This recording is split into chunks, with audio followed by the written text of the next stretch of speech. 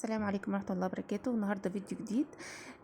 ازيكم عاملين ايه؟ اخباركم ايه؟ ما ننساش نصلي على الرسول ونقول تاج الذكر: لا اله وحده ولا شريك له، الملك وله الحمد على كل شيء قدير، واللهم صل على سيدنا محمد واله وصحبه اجمعين. طبعا بما ان الجو حر ودلوقتي الناس كلها في المصيف ما شاء الله، هنقول لكم وصفه كده خفيفه لطيفه تعملوها في المصيف او تعملوها في الجو الحر ده. الواحد مش قادر ياكل حاجه فيها طبيخ او صلصه او كده، تغيير يعني. تعالوا تابعوا معانا الوصفه وشوفوها وقولنا ايه رايكم. السلام عليكم، ازيكم عاملين ايه؟ هنعمل معاكم النهارده وصفه جديده. عيش حلو يتاكل زيه زي البيتزا كده، يشبه التميس، بس احنا ايه مغذينه شويه، بنزود القيمه الغذائيه يعني. هنحط كوبايتين زبادي وبيضه، ده شرش، ممكن ميه. الشرش يا جماعه اللي صحيح. هو مصل اللبن، اللي مش عارف، او اللي هو بيطلع من لما الجبنة القريش. الزبادي او اللبن لما بيروب بيطلع منه ميه، الميه دي اللي هي بتبقى تطلع منه بنقول عليها شرش او مصل. شويه ميه دافيه. ميه دافيه او لبن زي ما انتوا. هي الميه سخنه شويه مع اللبن الساقع ده كله هيبقى دافي.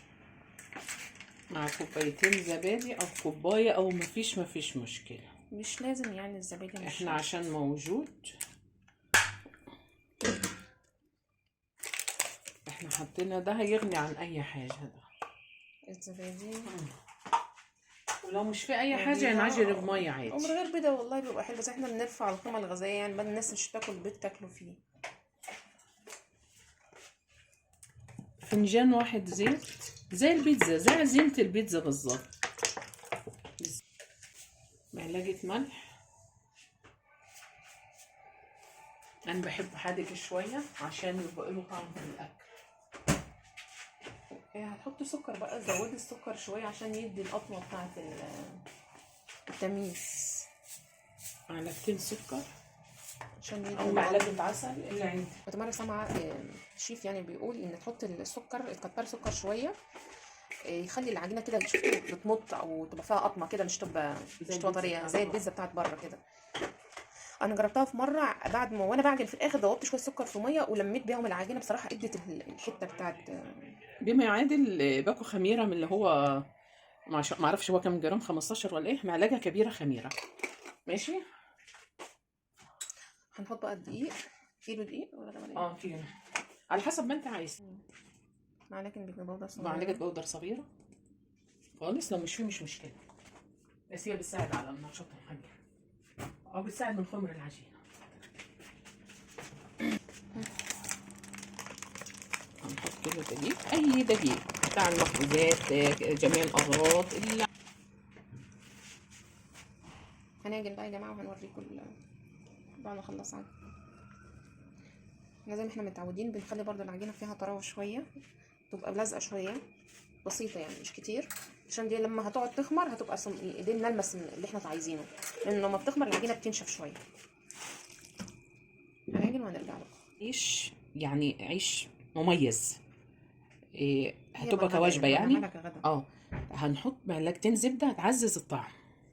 ماشي، يبقى له نكهه وله طعم، هتعتبر ويمشي العجينه دي جرس طريه. ماشي. هي ملهاش مقادير معينه على فكره يعني، كل ما بتديله حاجات تنكهها بتعزز طعم العجينه. احنا هنعملها كوجبه، تمشي عيش، تمشي حواوشي، تمشي بيتزا، بس مغذيه شويه. يعني ممكن تعمليها بميه عادي، بس احنا بندور على العيال اللي ما بتاكلش بيض خالص، دي بنحط بيض، اللي ما بتاكلش زبادي يبقى فيها زبادي. فاهمين؟ بنلم العجينه وبنسيبها تخمر، واحنا بنعملها ونجهزها واوريكم. العيش هنحشيه اي جبن لميها في الثلاجه، اي سجق، اي لانشون، اي حاجه عايزه تحشيها جواها احشيها، مش عايزه تحشيه عادي خالص. بس خلاص كده، عجينه كده زي الفل ما شاء الله. شوفوا يا جماعه بتلزق اهو في الايد، احنا هنسيبها كده وهتخمر تبقى كويسه ان شاء الله بعد لما تخمر واحنا بنقطعها نوريكم هنعمل ايه ان شاء الله.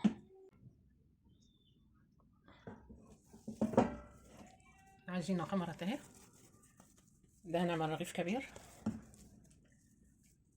هنحشي فيه. ده الرغيف التميس اللي محشي جبن، تمام. اي جبن عندك في التلاجة، بيضة، رومي، شيدر. جبنه بيضه او رومي او شيدر، ده ميكس يعني، احنا عملنا ميكس موزاريلا على جبنه رومي على جبنه بيضه.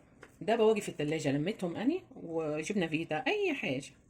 هنحشي الرغيف على حسب مقدرتك وعلى حسب ما انت بتحب وعلى حسب الحاجه الموجوده عندك. مش تضغطي على نفسك يعني وتروحي تجيبي حاجه هي يعني. مش عندي تجيبي من كل حاجه تمنه واعمليها. اه. ده الرغيف الايه التميس محشي المحشي. محشي جبنه. بس احنا يعني مغذيينه. فاهمين؟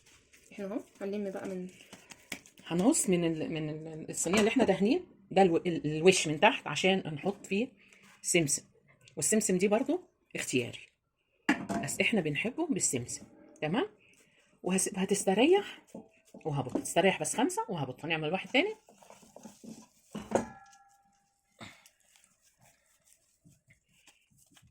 انا مش عايزاه يكون تخين، شكله ده هيبقى تخين.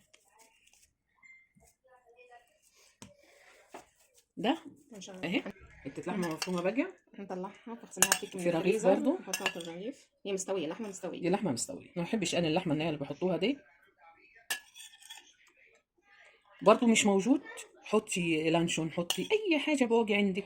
صدر فرخه فرومي مستوي باجي بواجي عندك. شوفوا كده مصبر. هدي اقفلي ازاي اهو.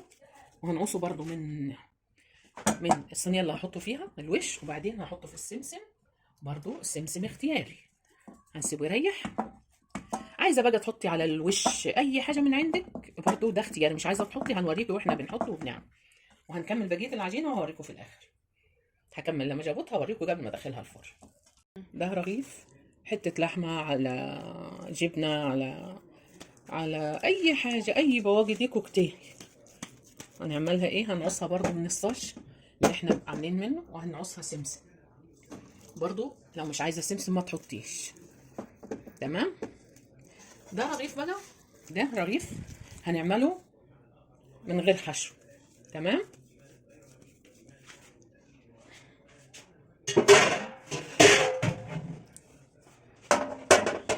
ده رغيف من غير حشو كده.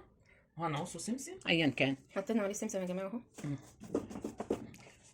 وكده هيريح. هنضبطه قبل ما ندخله الفرن. هوريك شكله النهائي واحنا بنعمله. تمام.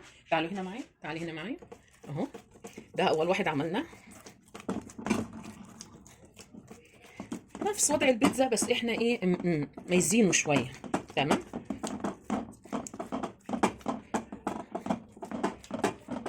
ولا هندهنه ولا اي حاجه، احنا عايزين وشه زيت وكفايه. كفايه. هنعمل كده كده كده كده كده كده كده كده ولا اي حاجه. بس كده المفروض يبقى اقرب من كده شويه، بس هي ايه العجينه طلعت كتير عليه. تمام. 5 دقايق وهندخله ايه الفرن. الساده ده هنحط على وشه بقى جبن فلفل حاجه يعني ايه عشان يبقى غموس منه فيه يعني. تمام. نفس الوضع.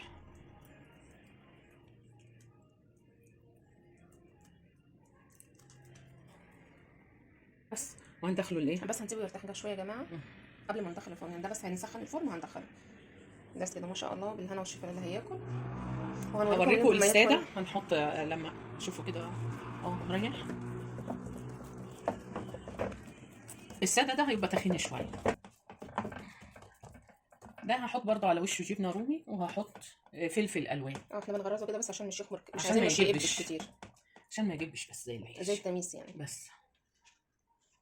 ده نفس فكره العيش اللي عملناه بالغله اللي هي البلدي او الدقيق كامل الحبه او القمح اللي كامل الحبه.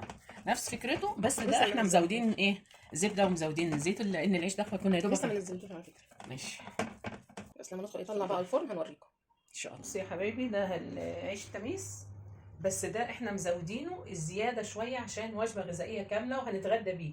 يعني من بيتك تقدري تتغدي من ما فيش. هو كيس الدقيق، نص كيس دقيق على حسب الناس اللي هتاكل. ده كيس دقيق ما شاء الله يكفينا يومين باذن الله على 5 افراد، وكل واحد وعلى حسب بيته يعني ما بتكلفش حاجه. كلها بواجي ثلاجه. ده محشي جبنه، ده محشي جبنه على بواجي ثلاجه. نجي برضو لحمه مفرومه بس. وده فاضي. خدي بقى كلي بفول كلي بجبنه تاكلي كده حيف. اللي محشي انا ممكن افتح لك واحد بس انا مش بحب اكسر الحاجه وابوظ منظرها لساعه الاكل يعني.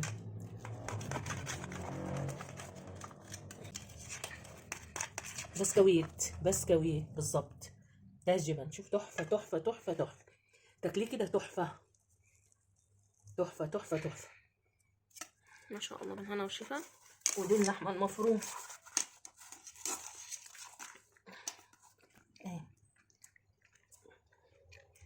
جميله جميله جميله، واحلاهم الجبن والفاضي. انا بحب الفاضي. وبالهنا والشفا يا حبايبي، حاولوا تجربوا حاجات بسيطه من البيت. انا هنا هعمل عجينه سينابون. انا بما اني ما عنديش زبادي، فانا هحط شويه لبن بسيطه كده عشان تدي بس تروى للعجينه يعني. واحط عليها معلقه خل عشان يروب يعمل زبادي ويدي تروى للعجينه. واحط الخميره وشويه سكر ورشه ملح. هنا حطيت السكر، حطيت خميره ورشه ملح واللبن راب. اقلبهم كلهم وبعدين هنزل بنص كيلو دقيق. يا جماعه اهو اللبن راب اهو بمعلقه الخل. هنا هو حطينا الدقيق وعجناها، هنسيبها بقى ترتاح.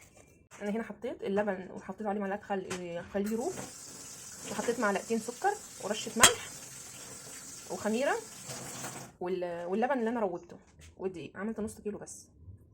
الحشوه بتاعت السينابون هنحط قرفه، مش هنكتر قرفه قوي عشان القرفه لما بتكتريها بتبقى مره كده وبتحرق. احنا هنحط معلقتين على حسب الكميه برضو يعني. احنا مقدار البتاع ده هحط معلقتين حلو يعني معقولين، مش مليانين قوي.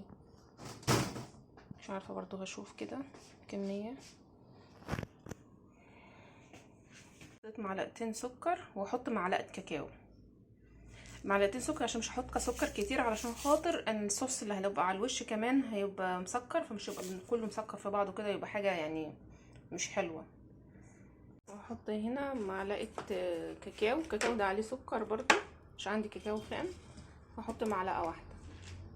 ما عنديش حاجه افرد عليها، فجبت صينيه ودهنتها زيت عشان افرد عليها السينابون واقطعه. الجيش قال لك اتصرف. انا بقى ايه، مش هعرف اصور كل الخطوات اللي هعملها. انا هوريكم المقاطع كده لان انا بصور بشتغل لوحدي. ده العجينه هي خمرت، ودي الصينيه هفردها واوريكم. انا فردتها واحط الحشوه وبعدين هرولها. هحط زبده قبل ما احط الحشوه وهدهن. انا حطيت الزبده وفردت الحشوه وهعمل لها رول كده، هلفها زي انتوا عارفين بقى لفه السينابون يعني يا جماعه.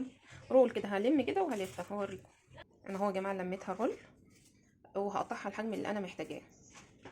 قطعتها اهي واحطها ورصها في الصينيه اللي هتدخل الفرن. طبعا دهنت الصينيه قبل ما ده. احنا اهو يا جماعه قطعتهم. بعد ما قطعتهم والدتي بقى حطتهم كده ورصتهم، فهسيبها بقى تخمر. هي لازم تخمر لازم تخمر لازم تخمر يعني، لازم تقعد ترتاح كويس. لا كده بقت يعني الواحده بقت 1.5 كده. هوريها لكم برضو، هوريها لكم برضو. شغلت الفيديو الاضاءه اهي. لما تخمر هوريها لكم. هسيبها ترتاح وترتاح كويس. الصوص بتاع السينابون بقى انا اكتشفت حاجه للي حابب يعمل السينابون، بدل ما يقعد بقى يجيب لبن بودره ويجيب جبنه كريمي. لا اللي مش عايز لا اللي مش عايز يكلف نفسه. اما هو كده كده هي نفس التكلفه، وهي نفسها هتجيبي جبنه كيري والحاجات اللي بتجيبها الجبنه اللي هي المربعه دي، وهتجيبي لبن بودره، وهتجيبي اسمه ده سكر. هي المفروض بحط لبن بودره وبحط عليه ميه دافيه خالص، بس بحط كميه يعني تبقى مغليه وتدفى عشان ما يعفنش يعني. اللبن بودره مش يعفن. المفروض ان انا بحط لبن بودره تمام، الكميه على حسب الكميه اللي انا عايزاها. انا اول كنت بجيب الاول كده ربع كيلو لبن بودره عشان اعمل، بس عشان اعمل كميه كبيره، عشان ببقى عامله كميه كبيره ربع كيلو معلقتين. وبعدين بحط عليهم ميه بحيث تبقى عامله زي صوص البشاميل كده، وشويه ميه ادوبهم فيه. مش هحط ميه، اعمل له كميه اللي بيبقى عامل زي البشاميل بالظبط، بيبقى عامل زي صوص البشاميل. بحط كميه الميه اللي تخلي الخليط زي كميه البشاميل، وبحط عليه سكر. وفي ناس بقى بتحط الزبده وبتحط عليه جبنه المربعات وتحطهم في الخلاط وتضرب. انا بقى مش هعمل كل ده. انا بقى عندي علبه حليب مكثف جايباها يعني من زمان، هفتحها بعد ما يطلع من الفرن وهصبها عليه. هي نفس الفكره ونفس الطعم، ولا غلبه ولا وجع دماغ. هي مكلفه، وبرده اللبن البودره مكلف مش رخيص يعني. حليب عندك لبن بودره، حطي لبن بودره على سكر. المقدار بقى الحاله اللي انت عايزاه يبقى المسكر زي ما انت حباه، وتحطي عليه الميه بيبقى عامل زي السمك بتاعه، عامل زي البشاميل. ما يبقاش خضر تحطيه وتخففيه، لا بيبقى عامل زي البشاميل التقلي بتاعه. اللبن البودره الاول وبعدين وتنزلي بالميه بالتدريج لان تلاقي القوام كده بيبقى عامل زي قوام الحليب المكثف بالظبط. هوريكم لما تطلع من الفرن ان شاء الله، وهوريكم برده لما تخمر. يا جماعه كده خلاص خمر. شغلت الفرن وهسيبه يسخن. اول ما يسخن الفرن فوق وتحت واحطه في النص. يا جماعه اهوت بعد ما طلع من الفرن ما شاء الله تبارك الرحمن. انا عندي حليب محسف مكلف، عندي حليب محسف محلى مش مكلف، هحطه عليه على طول. اول ما يطلع من الفرن وهو سخن انزلي بالحليب المكثف المحلى عليه على طول، وحطي الكميه اللي تشوفيها مناسبه بالنسبه للكميه، كل واحد يحط الكميه اللي تناسبه. تحطوا الخلطه اللي انا قلت عليها اللي هي عباره عن لبن بودره، بتضربيه شويه ميه. تحطي الاول لبن بودره حسب الكميه، وهتحطي عليها الميه تكون مسبقه الغليان، يعني مغليه قبل كده، وتسيبها تبرد خالص. لما تبرد تخلطيها على وتحطي على اللبن البودره عسل، لبن بودره او سكر، لبن بودره وسكر، وعلى حسب الكميه بقى اللي انت عندك، وتدوبيهم في شويه ميه، لان بيبقى خليطه عامل زي خليط الحليب المكثف كده، او زي البشاميل، ما يكونش خفيف ولا يكون تقيل جدا. وتروحوا حاطينه على وش السينابون. وبألف هنا، متنسوش اللايك والاشتراك، وان شاء الله تكون عجبتكم الوصفه، تكون خفيفه ولطيفه عليكم. ولو استفدتوا مننا اكتبوا حطوا لنا لايك حلو زيكم كده وكومنت حلو، ونشوفكم على خير.